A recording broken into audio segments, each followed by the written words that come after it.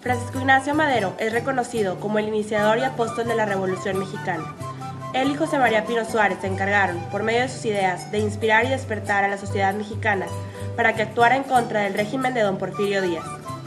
Madero fue primeramente reconocido por la publicación de su obra La Sucesión Presidencial, la cual fue una respuesta a la entrevista que sostuvo Díaz con el estadounidense Krillman.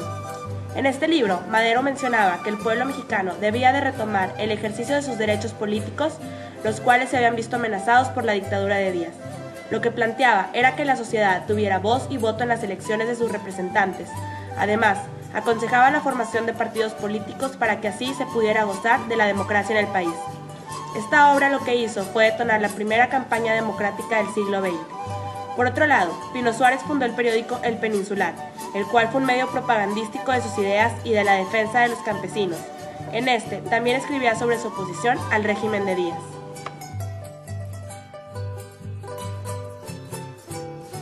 En 1909 se crea el Centro Antirreeleccionista, encabezado por Madero.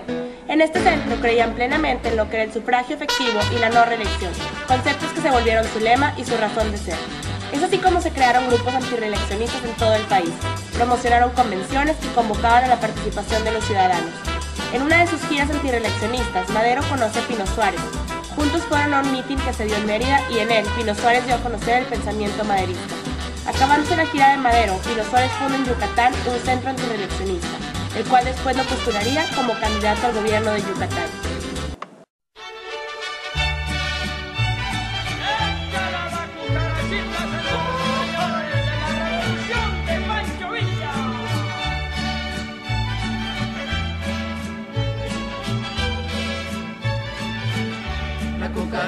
La cucaracha ya no puede caminar, porque no tiene, porque le falta marihuana que fumar. La cucaracha ya no puede caminar, porque no tiene, porque le falta marihuana que fumar. La maldita cucaracha es un animal muy necio que anda metiendo la pata en la guerra y el comercio. Ya murió la cucaracha. En 1910, iremos año primero, comenzó la oposición de don Francisco y Madero. La cuestión que trae Madero con el señor don Porfirio es de defender la patria, porque nos había vendido. Ya les vendió los terrenos a los que tienen dinero. El Centro Antirreeleccionista se transformó en el Partido Nacional Antirreeleccionista para servir como oposición a Díaz en las elecciones. Madero se convirtió en el candidato formal a la presidencia y Francisco Vázquez Gómez se postuló como vicepresidente. Sin embargo, durante una de sus campañas políticas, Madero fue llevado preso a San Luis, acusado de escandalizar en vía pública. Durante su encierro, se realizaron las elecciones el 1 de julio de 1910.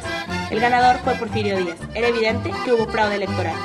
Mientras se encontraba preso en la ciudad de San Luis, redactó el Plan de San Luis, el cual incitaba a los mexicanos a levantarse en contra del gobierno ilegítimo de Díaz.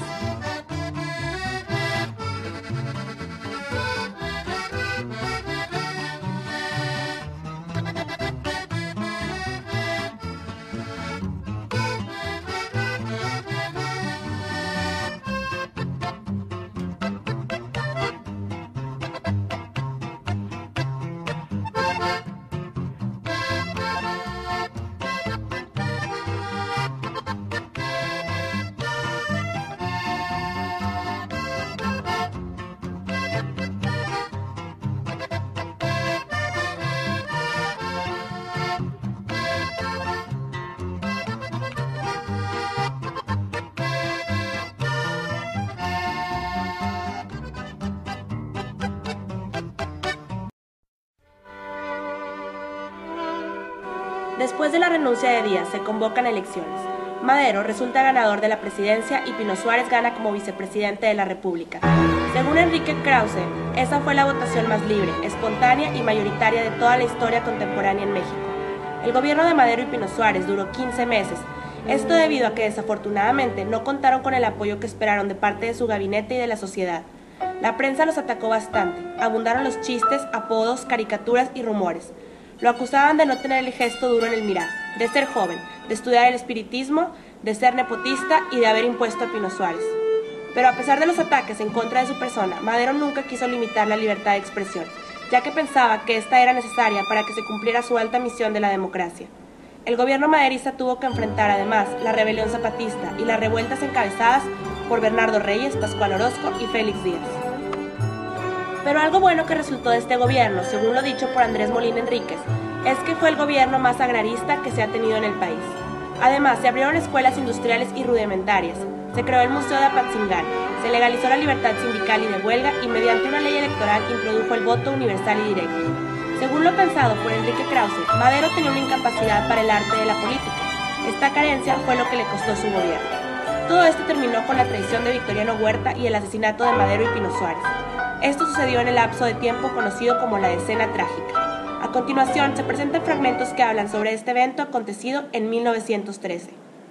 Entonces, desconcertados, los rebeldes al mando de Félix Díaz y Manuel Mondragón deciden venirse a este lugar que por entonces no era un parque como hoy lo vemos, sino era un llano, pero tenía una fortaleza muy importante conocida como la Ciudadela, donde se almacenaba la artillería, había pólvora, había municiones, y entonces los rebeldes deciden venirse, en vez de tomar el Palacio Nacional, a la Ciudadela y atrincherarse, y entonces va a empezar lo que se conoce en la historia como la famosa Decena Trágica.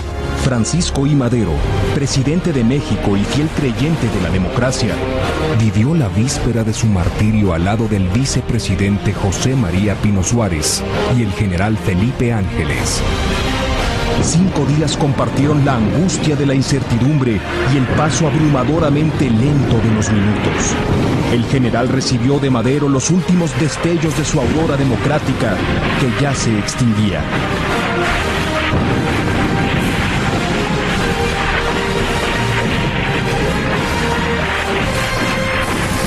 Mientras se encontraba prisionero, Madero aseguró que como político había cometido 2 graves errores.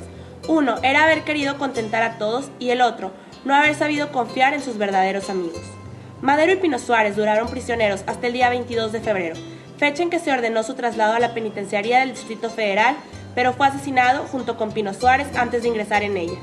Después de ser asesinados, Victoriano Huerta asumió la presidencia y así siguieron las luchas revolucionarias, las cuales terminaron hasta 1920. Distintos logros se dieron gracias a esta emprendedora hazaña, que inició con el ideal y las acciones de Madero y que compartieron muchos otros mexicanos como Pino Suárez.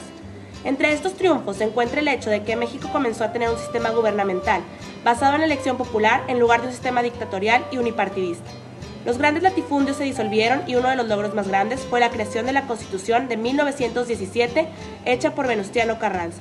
No se deben olvidar los ideales por los que lucharon estos 2 hombres, los cuales eran vivir en un país libre, justo y en donde todos por igual tuvieran una vida próspera. Esto para que en el presente se corrijan los errores que se están cometiendo, antes de que personas inocentes vuelvan a tener que dar su vida por restablecer la paz y el respeto a la dignidad de los mexicanos.